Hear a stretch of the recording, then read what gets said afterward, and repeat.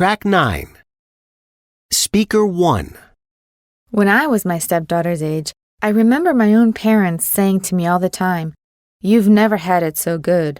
But I could never really understand what was so good about it. There was the music, the Beatles and the Rolling Stones, and the new fashions, miniskirts, of course, but they didn't really change much for most of us. I got a job when I was 18, a real dead-end job. I was working in a horrible office 9 to 5, or more like 8 to 6, and in the evenings we had dinner and watched TV, black and white, of course. I'd taken a 3-month secretarial course, and I never had the chance to go to college like my stepdaughter. I think she's lucky. The 60s weren't all they're cracked up to be. She has so much more freedom than I ever had. I'm not complaining, but I wish I'd been born 20 years later. Who knows how my life would have been different? Speaker 2. When I was my daughter's age, things were very different.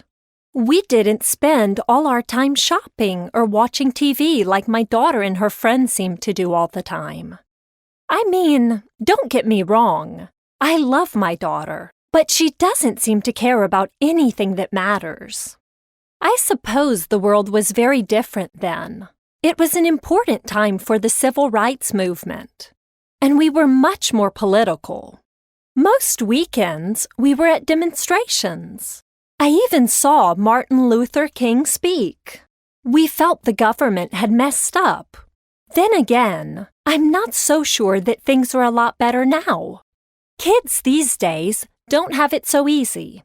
I mean, everything costs so much money. Nothing is handed to them on a plate. Speaker 3. When I was my daughter's age, I hadn't been in the USA long. Maybe for a little more than a year.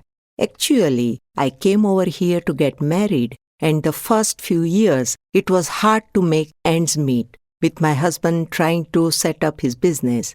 Basically, I was spending most days with my husband's family, but when our daughter came along, there wasn't time for very much.